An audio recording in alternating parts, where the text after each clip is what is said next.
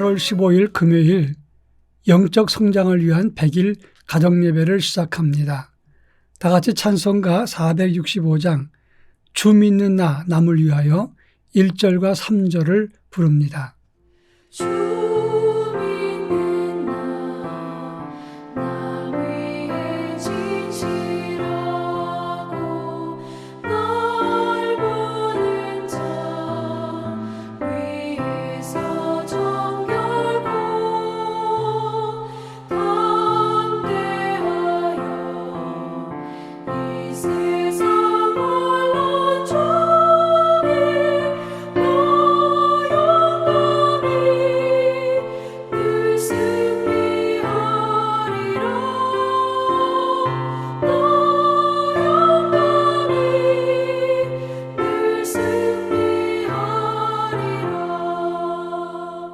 일 바빠도 나 힘써 기도하며 주와 함께 늘 교제하리라. 주 가신 길 그 발자취를 따라 믿음으로 늘 살게 하소서. 믿음으로 늘 살게 하소서. 아멘.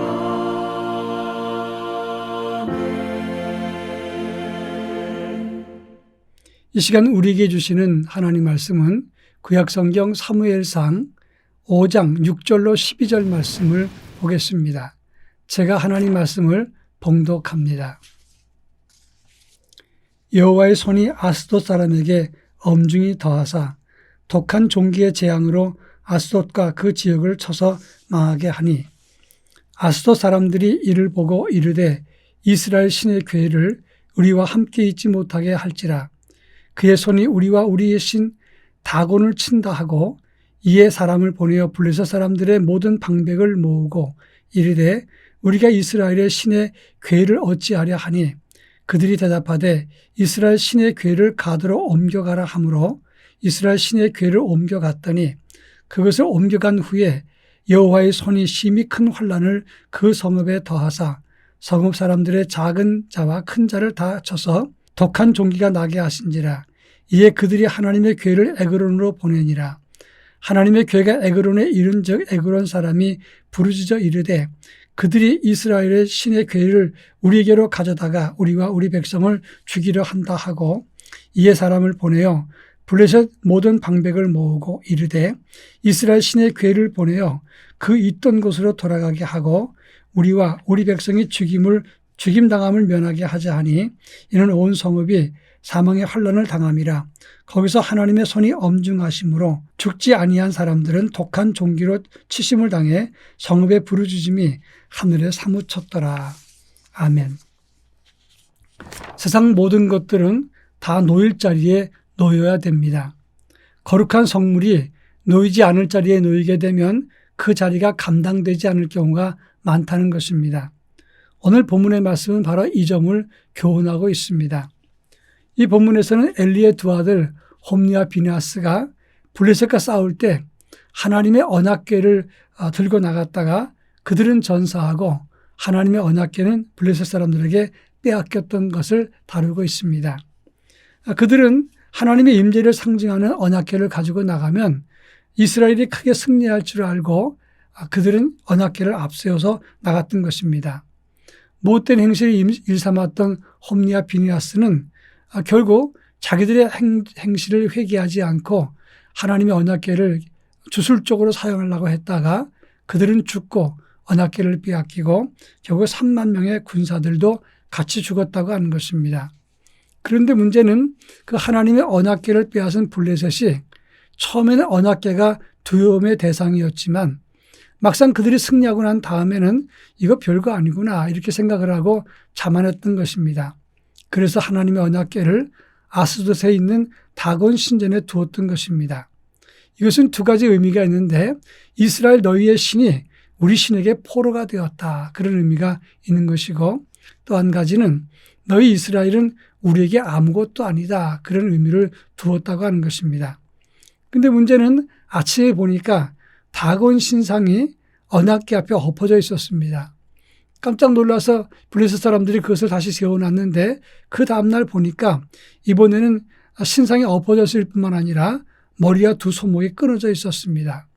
그리고 아스돗에 악한 종기가 돌아서 많은 사람들이 고통을 당하고 망하게 되었다고 했습니다. 블레셋 사람들은 이스라엘 신의 궤가 우리 신을 친다. 그래서 언약궤를 가드로 보냈습니다.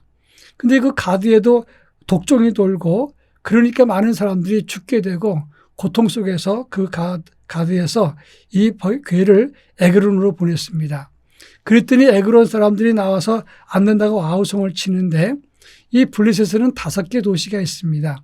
가사, 아스돗, 아스글론, 그리고 가드와 에그론 이 5개 도시가 있는데 하나님의 말씀을 상징하는 언약궤가 들어갔을 때 아스돗과 가드와 에그론이 초토가 되어버리고 말았던 것입니다. 중요한 것은 블레셋 사람들이 너무나 공포스러워서 이 하나님의 언약궤를 빨리 이스라엘에게 돌려보내자 했던 것이 우리가 읽은 본문의 내용이라고 하는 것입니다. 이 본문의 의미가 무엇인가를 함께 살펴보도록 하겠습니다. 첫째는 하나님의 거룩한 것을 주술적으로나 미신적으로 사용해서는 안 된다고 하는 것입니다. 엘리의 두 아들 홈니와 비느하스는 그들은 제사장이었고 동시에 아버지 뒤를 이어서 재판관이 될 사람들입니다. 근데 그들은 엘리 제사장 모를 때 많은 악한 일을 행했습니다. 그 악행을 회개하지 않고 하나님의 언약궤를 가져가면 이스라엘이 반드시 승리하리라 이렇게 생각을 하고 하나님의 성물을 주술적으로 또 미신적으로 사용했다가 자기들도 죽고 3만 군사도 죽고 거룩한 언약궤를 빼앗기고 말았다는 것입니다. 제가 어릴 때 일입니다. 교회학교 선생님이 저희들한테 이런 말을 한 적이 있었습니다. 성경책을 베고자 하면 너희가 하나님의 지혜를 얻을 수 있다. 그런 얘기를 했고 혹시 길 가다 두렵고 무섭고 악한 귀신을 보거든 사도신경을 외우면 그러면 그 귀신이 도망간다. 이런 이야기를 해줬습니다. 한편으로 그 당시 신학이 발달하지 않았을 때지만 그 마음이 이해가 되지만 여러분 성경책 자체나 또는 사도신경이 그 자체가 힘이 있는 것이 아닙니다. 하나님의 거룩한 이름과 교회의 성물이나 성경책 또 하나님 말씀은 주술적으로 사용하는 것이 아니라 믿고 받아들이고 그 말씀을 새기는 것입니다. 그런가 하면 블레셋 사람들은 하나님의 언약궤를 포로처럼 다곤 신상에 갖다 놓았다가 그러면서 승리를 축하했습니다. 그런데 하나님은 그것을 기뻐하지 않았다는 점입니다. 하나님은 우상과 같은 선상에 있는 것을 원하지 않습니다. 그리고 하나님의 임재를 상징하는 언약궤, 그것은 하나님도 아니고 신성도 아니지만 그냥 신성한 물건일 뿐인데 그래도 우상은 그 앞에 엎드려지고 팔다리와 목이 부러져서 끊어졌다고 하는 겁니다. 그리고 그 땅에 하나님의 재앙 독종이 임했다는 것입니다. 그래서 블레셋은 하나님의 진노로 환난과 독종이라는 엄청난 그런 심판을 받았다고 하는 것입니다. 그런 차원에서 하나님과 거룩한 것과 우상을 동시 생각하거나 비슷한 개념으로 생각해서는 안 된다고 하는 것입니다.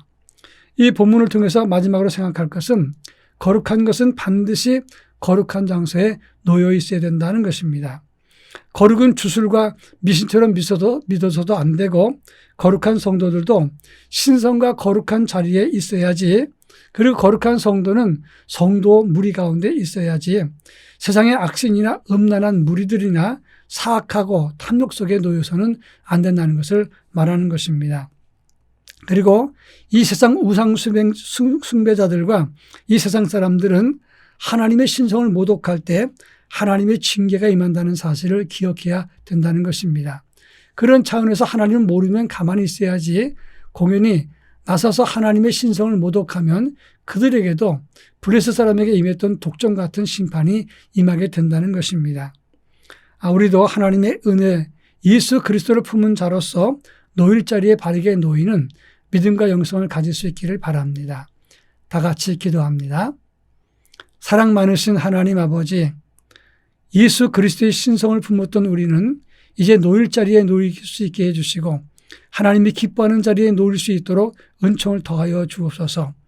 세상의 자리, 음란한 자리, 탐욕의 자리, 강팍한 자리, 하나님께 영광을 돌리지 못하는 자리에서 나올 수 있게 도와주시고 우리 주님이 원하시는 자리에 놓이게 하옵소서. 예수님의 이름으로 간절히 기도합니다. 아멘.